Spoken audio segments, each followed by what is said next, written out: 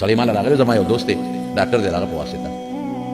ماته وایي چې زما یو ډاکټر دی او هغه راځي تا سره یو څو خبرې مشوره کوي یو ټایم ولا ورکړه نو ما ویل سهار وختي دې راشي د دې ډېره موده وشوه نو زه به ورته بلکل چې څه مسله وي نو ماته دې وایي چې زما نه څه تعاون کېدی شي زه به وکړم سهار وختي راغی ما ورته ناشته تیاره کړه ما ځان سره بیټک کې کښېنم پخوا زموږ هغه لوړ بیټک دی کې مې کښېنم ما ویې څه ډاکټر صاحب څه مسله ده یاره په پړق پړق په ژړا شو ما دا خپل دوست ډاکټر ته مخه ومېل مامونو ما ولا ناشته تیاره کړې وه هغه ناشته یو پیاله چای زما د ډېر زور د وجې نه اوس کله ما ته مولوي صاحب تېرېږي مې نه مسله څه وه مسله دا ده چې زوی مې لوپر دی او ټوله ورځ د خپلو لوپرانو دوستانو سره په چکر ګرځي او دا نه چې ابټاباد ته ملګري بوځي یا مري ته ملګري بوځي نه د سنګاپور ټکټ یې ولکه یول ته بوځي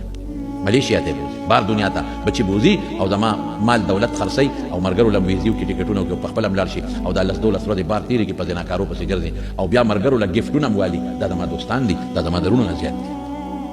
زما ټول مال یې تباه کړ او اوس راته وایي کور خرڅ کا زه ګټم کور خرڅ کا یا بچې دا هم ستا دی زما بل زوی نشته ته مې زوی یې لور واده ده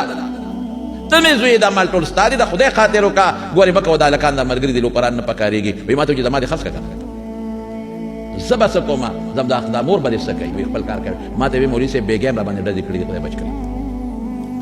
او ما ته وایي د مرګ ډېر اسان علاج دی داسې به یې مړ کړم چې دی به کټ کې ودي او ما له داسې علاج را دي چې دی به سهار مړ پروت وي څوک به خبر هم نه خو زوی مې د لاس مې نه ورځي الله پلار ته ګوره زوی ما ته هغه ډاکټر صاحب وایي بېګیم را باندې ډزې کړي دی بچې تا له کوم مالک یې خرڅ کړه اوس نه خرڅ کړه بس پیسې ګټم الوځي په لوپران والوځي ما وی ډاکټر صاحب څه یو تپوس ته نه کوم خفه کېږم مې تاسو هم خلکو له چې علاج کوئ اپریشن کوئ دردوئ خو هغه درد د هغه د پیدې دپاره مې زه هم درته یو خبره کوم لږ د دردومه خو ستا د پیدې دپاره خفه کېږم اپریشن دله کوم مې تا به دا بزوی ځان سره چې تر جومات ته منزله نه بوتلي چې ته به یو سیروزې له نه تتلې نه به دې بوتلي چې ته یو شبي جمعې له به دې ځان سره نه بوتلي چې ته جومات ته به دې نه بوتلي مولا وایي زه نه یم تللی نو دی به مې سره بوتلي خبره خلاصه شوه خبره خلاصه شوه تا ته سخوندر جوړ کړی دی کوم سخی چې ته په خپل موږي لوی کې او هغه سخی جوتي نه کې او دا زمیندار ناسې تپوس ته وکړه او کار پې ونه کې او ته ورته بوتاوه کې او ته وله ونډه ورکې رښتیا ووایه هغه سخی په خپل مالک رالګي او که نه رالګي مس خوندر ورته وایي مس خوندر اول خپل مالک مس خوندر او که په قربانۍ یې خرڅې او میلې ته یې بوځې چې ته یا اسې خرڅې نو په 10 پړو به یې تړلي او ټوپونه به وي ولې او چې کم څاروي دي جوتي کړي زه خو تاسو زمیندار یې ما خو هم زمینداري کړې ده ما ته خو پته ده چې کم غوی دي جوتي کړي او یو یې ترې واچوه خوراک ولا ښه ډېر ورکوه او جوتي دې کو یو یې ترې واچوه او کم غوی هغې باندې بار شروع کړه چې په ده زه بار کوم او کم دې ریړۍ ته واچو او ریړۍ پې ګرځې رښتیا ووایه چې هسې ورته برنده مه ګورې نو یېرېږي حاجي صاحب رسول حاجي صاحب داسې ده که ته خو هم زمیندار یې که یو یې خو دې لاس کې نه راغېشته خو زمیندار خو یې که نه ما خو یو یم کړې ده یو ځل د هغوی شپه ولګېده پس اسپان چیر پاو کې بهر کې زما زامن جوتي کې